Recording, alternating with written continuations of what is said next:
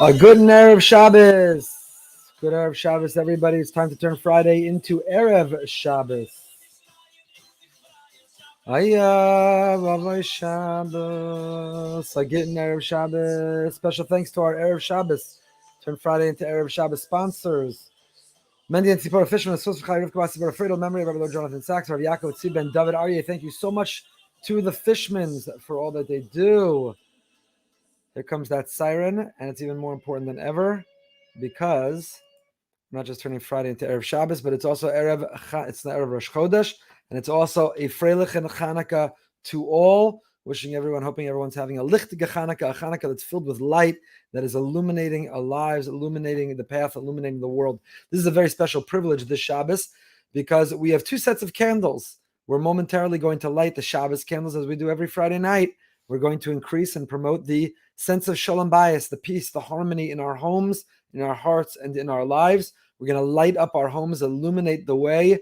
That light will dispel the darkness. But it is coupled, it's joined this week, not only with the Shabbos lights, but with the Chanukah candles, the double light. We're up to the sixth night of Chanukah. We're almost there, burning bright, combined with the Shabbos candles. It is the double candles. The Morinayim, the Chernobyl Rebbe writes, the Mishnah tells us that even the wicks, even the oil, even the candles that are ineligible for Shabbos candles, Hakol, everything is roy, everything is legitimate, everything is candidate to light the Chanukah candles. And the Chernobyl Rebbe, the Morinayim, understands it to mean that even the Jews who don't get lit up by Shabbos, who Shabbos is routine, Shabbos is week in and week out, Shabbos can feel like Chalila, a burden. Even for the Jew who's uninspired, even if the Jew is not uplifted or elevated from Shabbos, but the Chanukah candles have the capacity to break us out of that dark. The Chanukah candles have the capacity to light up a path and light up that way for us. So that is this Shabbos, Shabbos Chanukah. It's both Shabbos, it's Chanukah, it's Rosh Chodesh, it's new beginnings.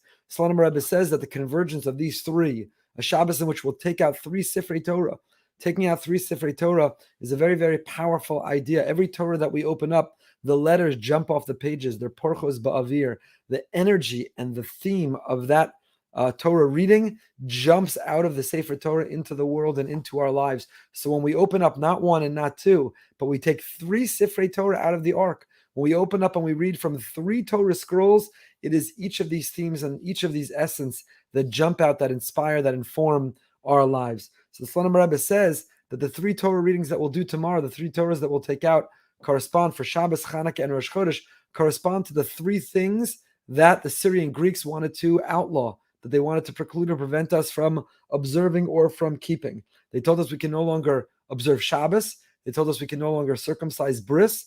And they told us no longer Rosh Chodesh, don't sanctify the new moon. So the fact that we read the weekly portion, which is Shabbos, we'll read the portion for Rosh Chodesh, which is, of course, our observance of calculating the new month, HaChodesh HaZelachem, our capacity for renewal, rejuvenation, our capacity to begin again, our capacity to manage and own our own time, which is really what freedom and what light is all about. And lastly, Mila, Chanukah's Mila.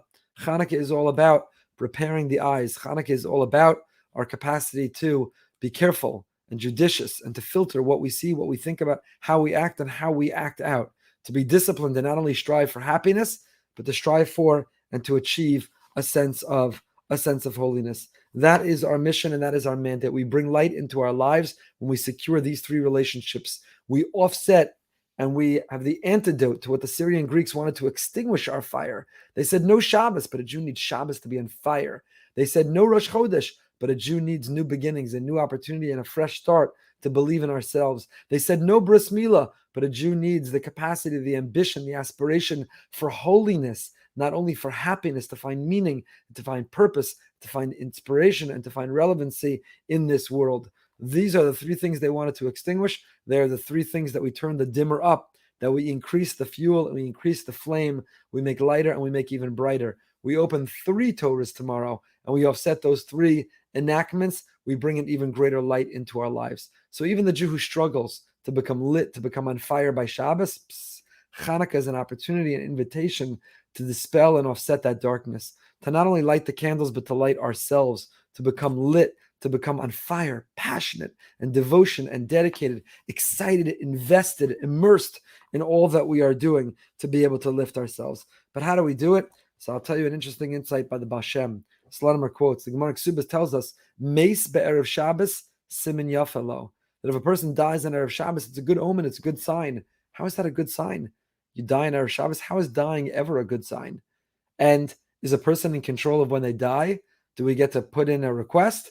Do we get to schedule our death? Chas v'shalom, God forbid, we live to 100 years old, 120 and beyond, and we die when we die. We leave this world when we leave. What does it mean that if a person expires, if a person dies, Meis Be'erev Shabbos, if you die on Friday, Siman Yafalo, it is a positive omen or a positive sign.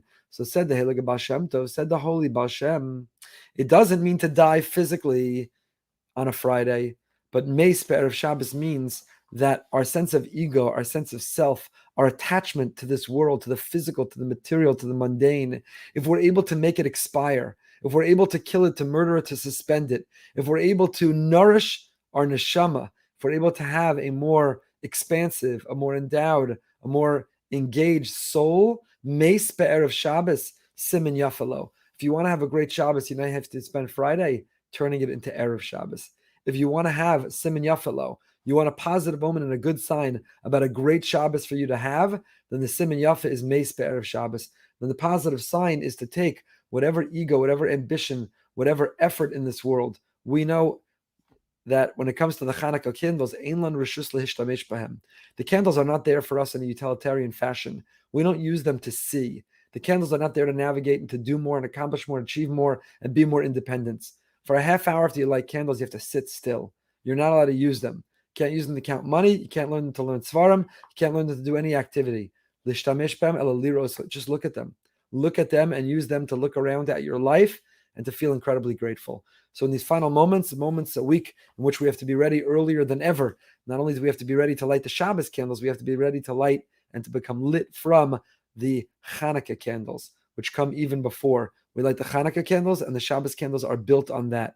And it's incredible, the image for our homes. We light this menorah, this Chanukiah in our home to commemorate the menorah that was in the Beis HaMikdash. The Beis HaMikdash, the temple might have been destroyed, but by lighting the menorah, we turn our homes into miniature temples.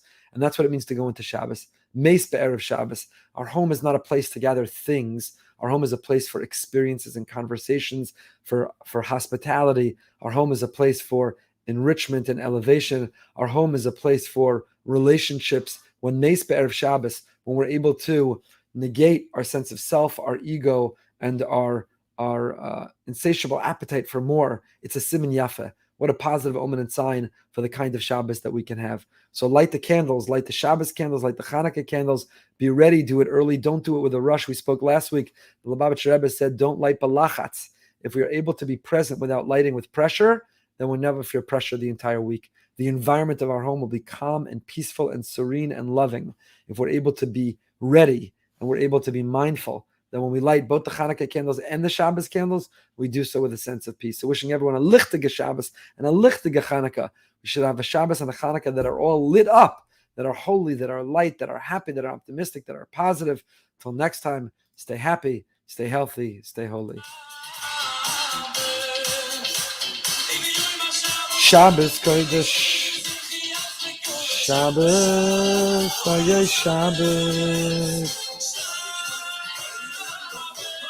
Freilich and Chanukah, good Chodesh and a good Shabbos to everybody.